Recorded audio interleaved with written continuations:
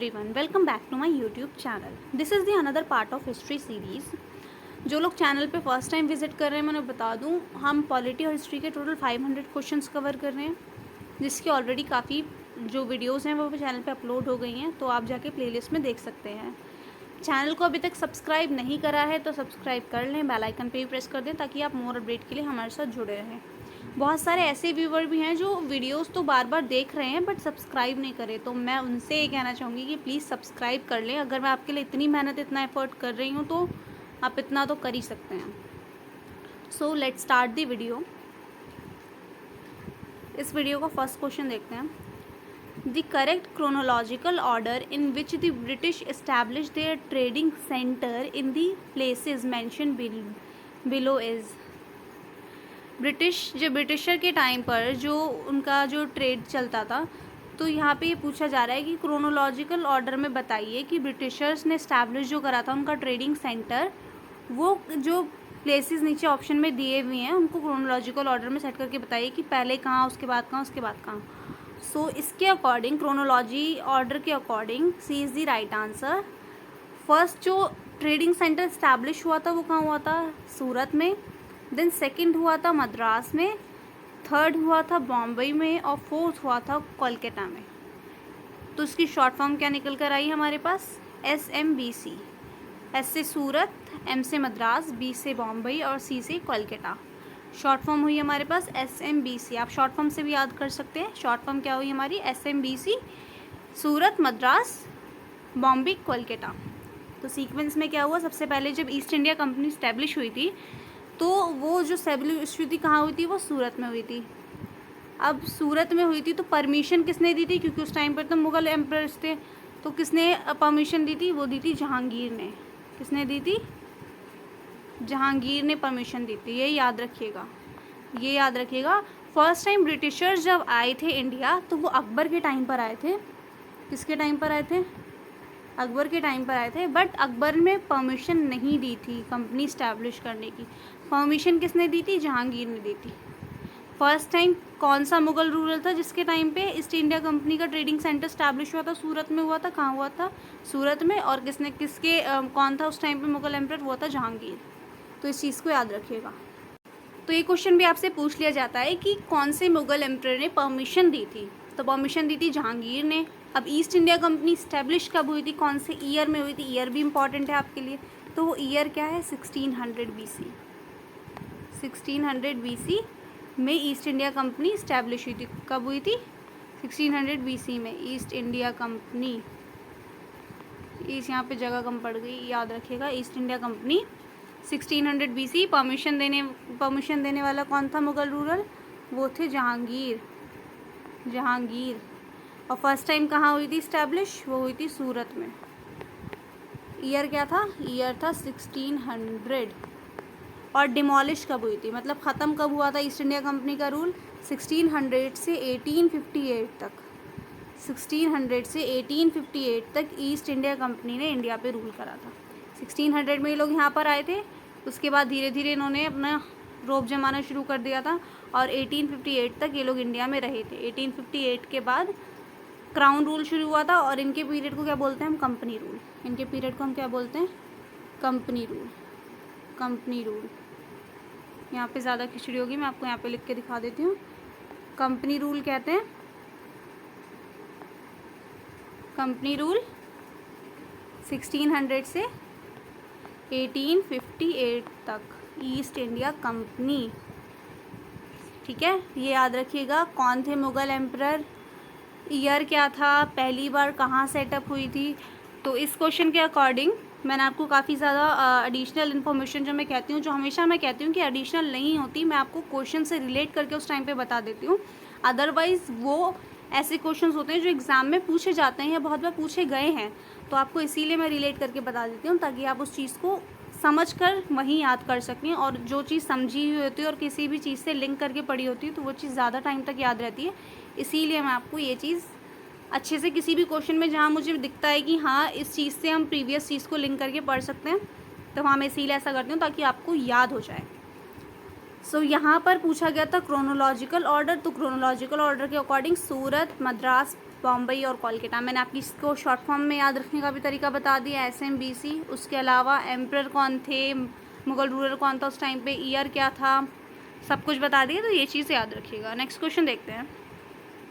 Which of the following was establish by doctor BR Ambedkar. इनमें से कौन सी चीज़ एस्टैब्लिश करी थी डॉक्टर BR अम्बेडकर ने? तो मैं आपको बता दूँ, A and B both. All India schedule caste federation and the independent labour party, ये दोनों चीज़ें किसने इस्टेब्लिश करी थी? डॉक्टर BR अम्बेडकर ने। BR अम्बेडकर जी के बारे में बहुत सारी इन्फॉर्मेशन पॉलिटी सीरीज़ में आपको मिल जाएंगी। इनसे इन्होंने बहुत अच्छे भी काम करे थे। कॉन्स्टिट्यूंट असेंबली में ये ड्राफ्टिंग कमेटी के चेयरमैन रहे, और इसके अलावा भी बहुत कुछ है इनके बारे में जानने को। तो जिन्होंने पॉलिटी सीरीज़ नहीं देखी वो जाके देख लें एक बार। All India schedule caste federation और the independent labour party, both A and B, किसने इस्टेब्लिश करा था? डॉक्टर BR अम्बेडकर जी ने। Next question is, who was in the favour of partyless democracy? Partyless democracy के फेवर में दिए गए ऑप्शंस में कौन थे? तो पार्टीलेस डेमोक्रेसी के लिए किसको जाना जाता है? जयप्रकाश नारायण को। इनको याद रखा जाता है कि इन्होंने फेवर करा था पार्टीलेस डेमोक्रेसी के लिए। अब पार्टीलेस डेमोक्रेसी क्या होती है? पार्टीलेस डेमोक्रेसी जैसे कि चाइना में है, चाइना खुद को कहता है कि वो डेमोक्रेटिक कंट्री, बट वो है नहीं, मतलब उसे कह नहीं सकते। क्यों नहीं कह सकते? क्योंकि वहाँ पे गवर्नमेंट के ही ऑर्डर्स चलते हैं, कोई उस गवर्नमेंट की पॉलिसीज़ के अगेंस्ट नहीं जा सकता। जैसे यहाँ पे हमें प्रोटेस्ट का राइट है, फंडामेंटल राइट इतने सारे हैं, उसको अगर कोई वायलेट करता है तो हम सुप्रीम कोर्ट जा सकते हैं। तो वहाँ ऐसी चीज़ें नहीं होती। तो ये जो पार्टीलेस डेमोक्रेसी होती है, ये सिर्फ नाम की डेमोक्रेसी होती है, असल में डेमोक्रेसी जैसा कुछ नहीं होता। यहाँ पे ओनली वन रूलिंग पार्टी होती है। क्या होती है? One ruling party. One ruling party होती है, इसीलिए इस डेमोक्रेसी का कोई फ़ायदा नहीं होता। तो पार्टीलेस डेमोक्रेसी के फेवर में यहाँ पे पूछा गया कि किसने फेवर करा था? वो करा था जयप्रकाश नारायण जी ने। इन्हें इसीलिए काफ़ी पॉलिटी में भी आपको या हिस्ट्री में भी देखें, हिस्ट्री सीरीज़ में भी आ गया क्वेश्चन। तो ये क्या है, जयप्रकाश नारायण को इसीलिए जाना जाता है पार्टीलेस डेमोक्रेसी के लिए कि इन्होंने इस चीज़ का फेवर करा था। अब बहुत से लोग सोचेंगे कि पॉलिटी और हिस्ट्री के क्वेश्चन, क्योंकि ये क्वेश्चन आपको पॉलिटी में देखने को मिलेगा कि पॉलिटी और हिस्ट्री के क्वेश्चन मिक्स हैं या कुछ ऐसा नहीं। अगर मॉडर्न हिस्ट्री को आप देखेंगे ना, मॉडर्न हिस्ट्री जब शुरू होती है वहीं से हमारी पॉलिटी शुरू होती है। मॉडर्न हिस्ट्री से ही हमारी पॉलिटी शुरू होती है। पॉलिटी को हम बेसिकली कब से उठाते हैं? हम 1946 से, जब हमारी कॉन्स्टिट्यूंट असेंबली बनी थी। उससे पहले जैसे लॉर्ड कर्जन रहे, उन्होंने पार्टीशन ऑफ बंगाल करा 1906 में। कांग्रेस का सेशन हुआ, इतने सारे सेशन हुए। 1915 में क्या कहते हैं कि हमारा मूवमेंट चला था, होम रूल लीग मूवमेंट। तो ये सारी चीज़ें पॉलिटी में भी इम्पॉर्टेंट है और हिस्ट्री में भी इम्पॉर्टेंट है, क्योंकि मॉडर्न हिस्ट्री से ही पॉलिटी निकल कर आती है। तो अगर आप कभी भी पॉलिटी पढ़ना चाह रहे हैं तो पहले आप मॉडर्न हिस्ट्री उठाइए, उसके बाद आप पॉलिटी पढ़िए, जिसके लिए क्या है, चीज़ें काफ़ी ईजी हो जाएंगी आपके लिए। आपको लगेगा आप कोई स्टोरी पढ़ रहे हैं जो आप पढ़ते हुए आ रहे हैं और साथ में वो सीक्वेंस में चल रहा है, क्योंकि आपकी पॉलिटी जो स्टार्ट ही होती है वो हमारी पॉलिटी होती है 1946 से। लेकिन हम उसमें भी हम गवर्नमेंट ऑफ इंडिया एक्ट 1935 याद रखते हैं, जिसमें हमारा 75% कॉन्स्टिट्यूशन आज भी रन कर रहा है। तो ये सारी चीज़ें जो हैं ये यही हैं कि मॉडर्न हिस्ट्री से ही पॉलिटी बनी है। तो आप मॉडर्न हिस्ट्री के साथ साथ अगर मॉडर्न हिस्ट्री को पढ़ते हुए ही पॉलिटी पे जाएंगे तो आपके लिए वो चीज़ काफ़ी ईजी और अच्छी रहेगी। तो ये आपके लिए एक जस्ट सजेशन था। तो इस क्वेश्चन के according Jayaprakash Narayan was in favor of partyless democracy. Next question is, who was the first Indian Governor General of India? ये इंडिया के फर्स्ट गवर्नर जनरल रहे थे, जो इंडियन थे और इंडिया के गवर्नर जनरल बने थे। ये फर्स्ट और लास्ट यही थे। इनका नाम था C Rajagopalachari ji. B is the right answer, C Rajagopalachari ji first Indian governor general रहे थे, और यही फर्स्ट एंड लास्ट भी कह सकते हैं, क्योंकि इनके अलावा कोई भी इंडियन गवर्नर जनरल नहीं बना। कौन थे वो? C Rajagopalachari ji. B is the right answer. Next question is, November 26, 1949 is a significant day in our constitutional history because November 26, 1949 Indian constitutional history में एक इम्पॉर्टेंट डे माना जाता है। क्यों? मैं आपको पॉलिटी की सीरीज़ में काफ़ी बार याद करा चुकी हूँ कि नवंबर 26, 1949 को हमने क्या करा था? कॉन्स्टिट्यूशन अडॉप्ट करा था। कॉन्स्टिट्यूशन क्या करा था? अडॉप्ट करा था। Adopted by constitution 26 November 1949। तो यहाँ पे आंसर राइट क्या हो जाएगा? B is the right answer. The constitution was adopted on this day. और डेट क्या है? 26 नवंबर 1949। जिन्होंने पॉलिटी सीरीज नहीं देखी है वो देख लें, जिन्होंने चैनल को अब तक सब्सक्राइब नहीं करा है वो सब्सक्राइब कर लें। तो अब यहाँ पे देखते हैं क्या है। देखिए 26 नवंबर 1949 को कॉन्स्टिट्यूशन अडॉप्ट हुआ था, बट केम इनटू फोर्स कब आया था? केम इनटू फोर्स मतलब कि लागू, या ये कह लीजिए पारित कब किया गया था? Came into force 1950। डेट क्या रही? 26 जनवरी। 26 जनवरी 1950 केम इनटू फोर्स। और अडॉप्ट कब हुआ था? 26 नवंबर 1949। एग्जामिनेशन में आपसे दोनों पूछ लिया जाता है कि केम इनटू फोर्स अगर एग्जामिनेशन मेंशन है तो उस टाइम पे पूछा जा रहा है कि आपसे लागू कब किया गया, तो 1950 26 जनवरी। अगर वहाँ पे अडॉप्टेड वर्ड है तो फिर आंसर क्या होगा फिर हमारा? 26 नवंबर 1949 बनकर तैयार हुआ था 26 नवंबर 1949 को, और लागू हुआ था 1950 26 जनवरी को। अब 26 जनवरी को ही क्यों हुआ था ये भी मैंने आपको पॉलिटी सीरीज़ में क्लियर करा है। मैं यहाँ पे नहीं करूँगी क्योंकि ऑलरेडी आई थिंक जो वीडियो है वो थोड़ी लंबी हो जाएगी आज की।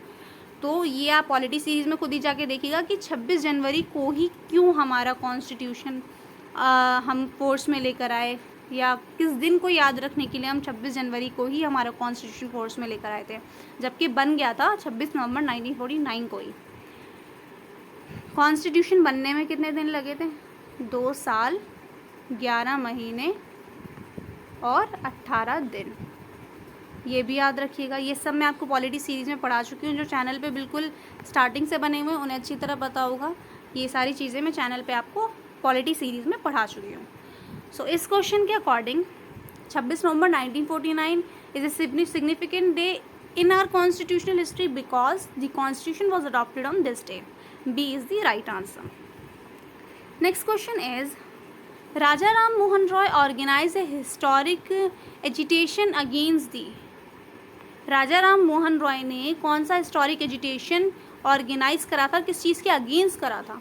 वो है हमारा इविल कस्टम ऑफ सती। सती प्रथा के अगेंस्ट राजा राम मोहन रॉय ने एक हिस्टोरिक इवेंट ऑर्गेनाइज करा था, और इनके साथ किसने दिया था? लॉर्ड विलियम बेंटिक ने। लॉर्ड विलियम बेंटिक ने इनका साथ दिया था। इन दोनों को ही, लॉर्ड विलियम बेंटिक जी को और राजा राम मोहन रॉय जी को ही सती प्रथा के लिए याद रखा जाता है कि इन्होंने ही इसके अगेंस्ट एक हिस्टोरिक एजिटेशन चलाया था, ऑर्गेनाइज करा था। एक हिस्टोरिक मूवमेंट कह लीजिए, एजिटेशन कह लीजिए, कुछ भी कह लीजिए, इसके अगेंस्ट एक मूवमेंट चलाया था। किसने चलाया था? राजा राम मोहन रॉय ने और लॉर्ड विलियम बेंटिक जी ने। तो ये क्वेश्चन भी बहुत इंपॉर्टेंट होता है अगर आप हिस्ट्री ऑनर्स करना चाह रहे हैं, तो ये चीज़ें तो आपके लिए काफ़ी ज़्यादा इंपॉर्टेंट है। लेकिन अदरवाइज़ आपको एंट्रेंस एग्ज़ाम भी देने चाहते हैं तो मॉडर्न हिस्ट्री तो आपसे पूछी ही जाती है। तो ये याद रखिएगा कि राजा राम मोहन रॉय और लॉर्ड विलियम बेंटिक जी को याद रखा जाता है किसके लिए? इन्होंने सती प्रथा के अगेंस्ट मूवमेंट चलाया था कि ये गलत है, इस चीज़ को बंद कर देना चाहिए। तो इन दोनों नाम को याद रखिएगा। तो इस क्वेश्चन के according B is the right answer. Raja Ram Mohan Roy organise a historic agitation against the evil custom of sati. Next question is, the Indian National Congress had pass the famous resolution on non cooperation in 1920 at its session held at. Non cooperation movement 1920 में पास करा था, तो ये कौन सा session? ये जो session था ये कहाँ हुआ था इंडियन नेशनल कांग्रेस का? ये हुआ था हमारा कोलकाता में। तो इसको हम किस नाम से भी जानेंगे? कोलकाता सेशन। ठीक है, तो इससे आपको यहाँ पे क्या याद रखने को मिलता है? कोलकाता सेशन कौन से ईयर में हुआ था? 1920 में। अब यहाँ पे एक और चीज़ आप याद रख सकते हैं, नॉन कॉपरेशन मूवमेंट का ईयर भी पूछ लेते हैं, और ये अक्सर पूछते हैं एग्ज़ाम में। एंट्रेंस एग्ज़ाम अगर आप देते हैं तो अक्सर पूछा जाता है ये क्वेश्चन। तो नॉन कॉपरेशन मूवमेंट का ईयर क्या हुआ? 1920। तो इस चीज़ को याद रखिएगा। Non cooperation movement year 1920, Kolkata session 1920, और कोलकाता सेशन में ही नॉन कोऑपरेशन मूवमेंट पास हुआ था। तो आप ये चीज़ याद रख सकते हैं। चीज़ों को आसानी से याद रखने का यही ट्रिक है कि आप चीज़ों को एक दूसरे से कनेक्ट करके पढ़ें, तो आपको क्वेश्चन से ही बहुत सारी चीज़ें याद रखने को मिल जाती है। नॉन कोऑपरेशन मूवमेंट 1920, कौन सा सेशन? कोलकाता सेशन। तो D is the right answer.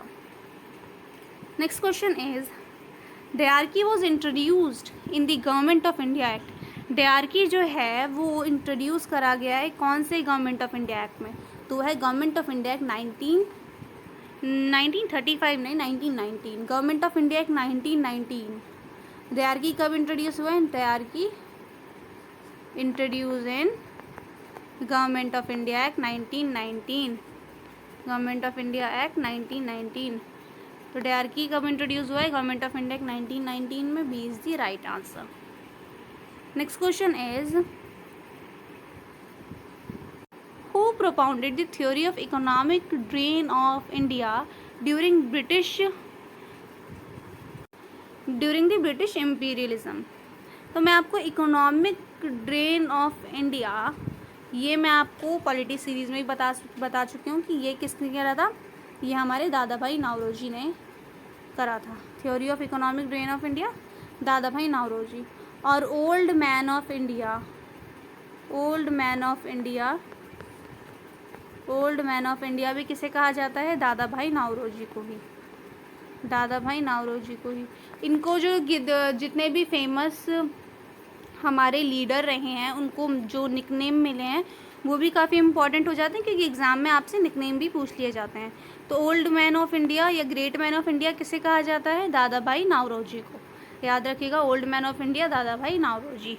और economic drain of India, theory of economic drain of India, ये किसने प्रोपोज करी थी? ये करी थी दादा भाई नौरोजी ने। सो इस क्वेश्चन के according B is the right answer. और old man of India Dadabhai Naoroji, ये भी याद रखिएगा। Next question is which is the oldest trade union organisation in India? India की सबसे ओल्डेस्ट ट्रेड यूनियन ऑर्गेनाइजेशन कौन सी है? सो इसका राइट आंसर क्या होगा? Oldest trade union organisation in India कौन सी है? C is the right answer, All India Trade Union Congress. All India Trade Union Congress is the oldest trade union organisation in India. So C is the right answer. इसके लिए मेरे पास कोई trick and technique नहीं है, तो इसको ऐसे direct याद रखिएगा कि ओल्डेस्ट ट्रेड यूनियन ऑर्गेनाइजेशन कौन सी है? All India Trade Union Congress. So next question देखते हैं।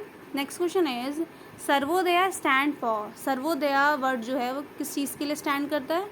सो right answer is C, upliftment of all. Upliftment of all. Sarvodaya stand for upliftment of for all, of all. Sarvodaya stand for upliftment of all. C is the right answer. Next question is the Arya Samaj was founded bye. मैं आपको ये पहले भी बता चुकी हूँ कि आर्य समाज किसने फाउंड करा था। आर्य समाज जो हमारा फाउंड करा है वो करा है, तो इसके फाउंडर कौन थे? इसके फाउंडर थे हमारे स्वामी दयानंद सरस्वती जी। आर्य Samaj was founded by Swami Dayanand Saraswati जी। और ब्रह्मो समाज किसने वो करा था? फाउंड कौन करते? ब्रह्मो समाज। ब्रह्मो समाज, ब्रह्मो समाज फाउंडेड बाय राजा राम मोहन रॉय। राजा राम मोहन रॉय जी। तो ब्रह्मो समाज राजा राम मोहन रॉय जी और आर्य समाज स्वामी दयानंद सरस्वती जी ने फाउंड करा था। तो यहाँ पे पूछा गया Arya Samaj was founded by Swami Dayanand Saraswati ji. A is the right answer.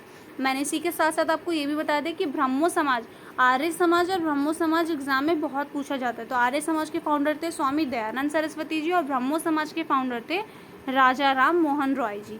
तो ये दोनों याद रखिएगा, Arya Samaj Swami Dayanand Saraswati ji. Next question is high court was establish in Kolkata, Bombay and Madras and. कौन से ईयर में high court of Kolkata, Bombay and Madras establish हुआ था? सो राइट आंसर क्या होगा हमारा? राइट आंसर इज सी, 1862। 1862 में इस्टेब्लिश हुई थी हमारी कोलकाता, बॉम्बे और मद्रास हाई कोर्ट। और 1862 में ये इस्टेब्लिशमेंट जो हुई थी हमारी हाई कोर्ट की, इस टाइम पे कौन से वॉइसरॉय थे? उस टाइम पे हमारे थे लॉर्ड कैनिंग थे हमारे वॉइसरॉय जिस टाइम पे ये हमारा इस्टेब्लिश हुआ था। तो ये किसने इस्टेब्लिशमेंट कराई थी? लॉर्ड कैनिंग ने 1862 में Kolkata, Madras and Bombay high court. 1862 याद रखिएगा। और मैंने आपको लॉर्ड कैनिंग का नाम आईपीसी के लिए भी बताया था कि आईपीसी भी जो इंडिया में इंडियन पीनल कोड चलता है, ये भी कौन लेकर आए थे? Lord Canning. तो ये सारी चीज़ें याद रखिएगा। IPC, Indian Penal Code, Lord Canning, और इस्टेब्लिशमेंट ऑफ कोलकाता, बॉम्बे और मद्रास हाई कोर्ट 1862, वो भी लॉर्ड कैनिंग ने ही कराया था। अगर वॉइसरॉय पूछ लें तो वो लॉर्ड कैनिंग थे, याद रखिएगा। यहाँ पे सिर्फ और सिर्फ आपसे ईयर पूछा गया है कि हाई कोर्ट इस्टेब्लिश हुआ था कौन से ईयर में, और इससे ये भी याद रख सकते हैं आप कि 1862 में इन तीनों जगह पर हाई कोर्ट इस्टेब्लिश हुआ था, कोलकाता, बॉम्बे और मद्रास। तो यहाँ पे बस ईयर पूछा है तो आपके लिए ईयर इंपॉर्टेंट हो जाता है, 1862। C is the right answer. Next question is which of the following reform movements was the first to be started in 19th century? दिए गए जो ऑप्शन है इसमें रिफॉर्म मूवमेंट बताना है कि जो स्टार्ट हुआ था 19th सेंचुरी में। सो राइट आंसर क्या हुआ हमारा यहाँ पे? ब्रह्मो समाज। मैंने अभी आपको ऊपर बताया कि ब्रह्मो समाज किसने इस्टेब्लिश करी है? किसने इस्टेब्लिश करी हमारी ब्रह्मो समाज? राजा राम मोहन रॉय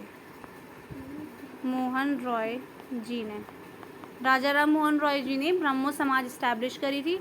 अब यहाँ पर इसका इस्टेब्लिशमेंट ईयर देख लीजिए। इस्टेब्लिशमेंट ईयर क्या हो गया इसका? 19th century. दैट मीन्स ब्रह्मो समाज कब इस्टेब्लिश हुई होगी? 1828 में। ब्रह्मो समाज का इस्टेब्लिशमेंट ईयर क्या है? 1828।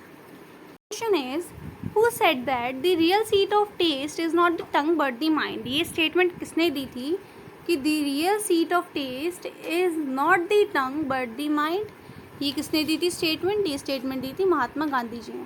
तो स्टेटमेंट महात्मा गांधी जी ने दी, तो स्टेटमेंट भी इंपॉर्टेंट है आपके लिए। स्टेटमेंट भी याद रखिएगा कि कहा क्या था और किसने कहा था? महात्मा गांधी जी ने कहा था। और कहा क्या था? The real seat of taste is not the tongue but the mind. इस क्वेश्चन के according B is the right answer. Next question is in violation of the salt laws Gandhi ji started a movement call. Salt law के against जो movement Gandhi ji ने start करी थी वो कौन सी movement थी? सो राइट आंसर क्या है हमारा इसका? Civil disobedience movement. C is the right answer. और इसे क्या कहते हैं? Also known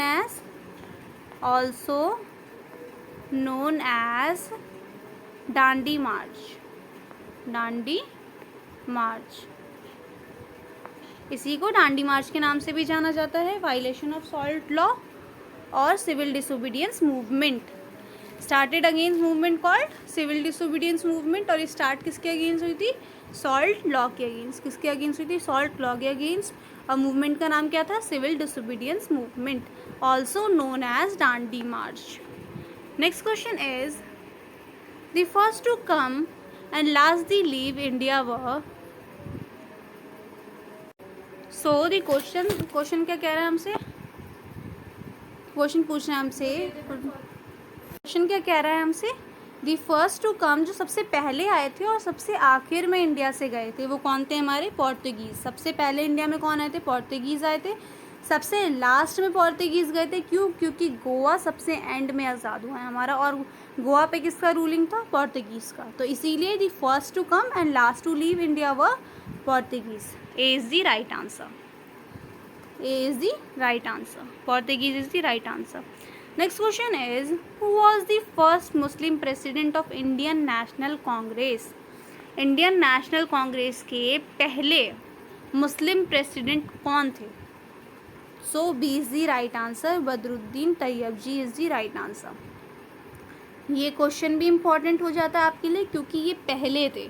first Muslim president of Indian National Congress, B is the right answer, Badruddin Tyab ji, B is the right answer. Next question is the issue on which the civil disobedience movement of 1930 was launched was। so civil disobedience movement के बारे में अभी हमने ऊपर पढ़ा, तो वहाँ पे क्या था कि सॉल्ट लॉ के अगेंस्ट कौन सा मूवमेंट स्टार्ट हुआ, तो आंसर क्या था, सिविल डिसोबीडियंस मूवमेंट। यहाँ पे पूछा जा रहा है कि इशू क्या था सिविल डिसोबीडियंस लॉन्च करने का, तो इशू भी वही था, salt monopoly exercise by the British government salt monopoly exercise by the British government ने मोनोपोली ले ली थी सॉल्ट की, जिससे सॉल्ट बहुत ज़्यादा महंगा हो गया था और उसके अगेंस्ट गांधी जी ने मार्च निकाला था। सिविल डिसोबीडियंस मूवमेंट कह लीजिए, डांडी मार्च कह लीजिए, civil disobedience movement also known as Dandi march. So civil disobedience movement का यहाँ आप ईयर भी याद रखेंगे, 1930 सिविल डिसोबीडियंस मूवमेंट, और इशू क्या था, the salt monopoly exercise by the British government, C is the right answer. Next question is the first viceroy of the Portuguese in west was. ये क्वेश्चन मैं आपको पहले करा चुकी हूँ शायद। इसका आंसर है हमारा C, Francisco de Almeida. Francisco de Almeida first viceroy थे पोर्तुगीज़ के। फर्स्ट वाइसरॉय पोर्तुगीज़ के कौन थे, Francisco de Almeida, C is the right answer. Next question is who was the founder editor of the famous newspaper Kesari during the national struggle. अब Kesari newspaper किसका था, वो हमारा था लोकमान्य तिलक, मतलब कि बाल गंगाधर तिलक जी, बाल गंगाधर तिलक जी, इनको लोकमान्य भी कहते हैं, लोकमान्य तिलक, बाल गंगाधर तिलक जी। केसरी न्यूज़पेपर भी इन्हीं का था, C is the right answer, Lokmanya Tilak, Bal Gangadhar Tilak ji. Kesari newspaper भी इनका था और मराठा भी इन्हीं का था न्यूज़पेपर, मराठा न्यूज़पेपर। अब यहाँ पे याद रखने वाली बात क्या है, मराठा न्यूज़पेपर जो था वो इंग्लिश न्यूज़पेपर था और जो केसरी न्यूज़पेपर था ये मराठी न्यूज़पेपर था।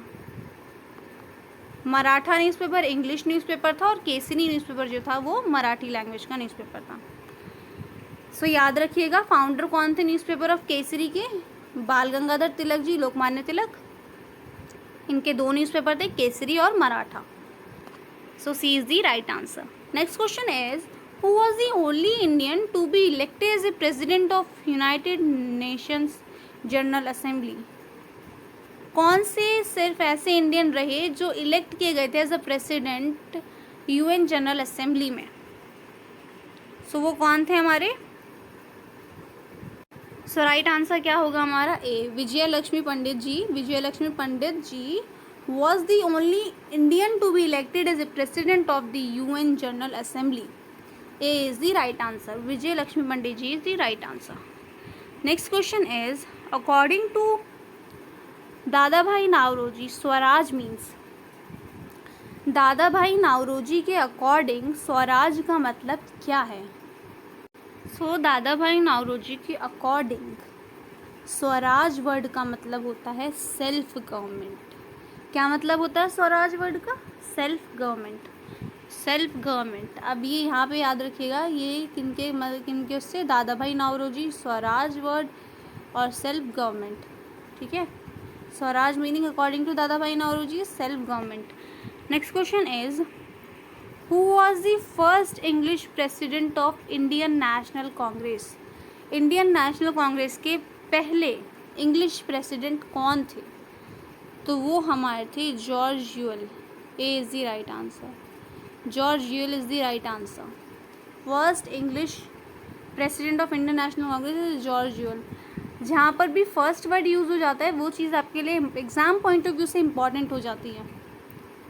तो first English president of Indian National Congress is George Yule, A is the right answer.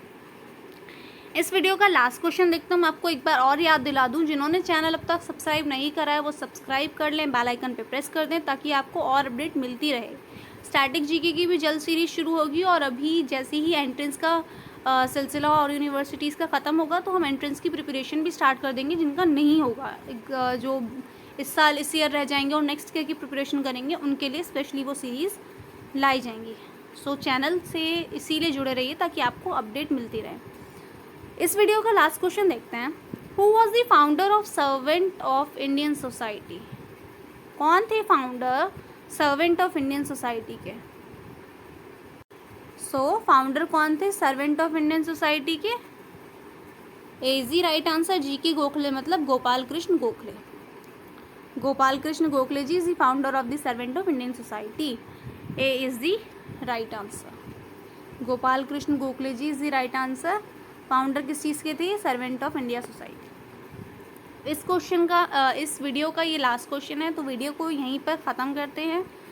मिलते हैं नेक्स्ट वीडियो में। चैनल को सब्सक्राइब नहीं करा है तो सब्सक्राइब कर दें, बेल आइकन पे प्रेस कर दें, लाइक और कमेंट करके बताएं कि वीडियो कैसी लगी।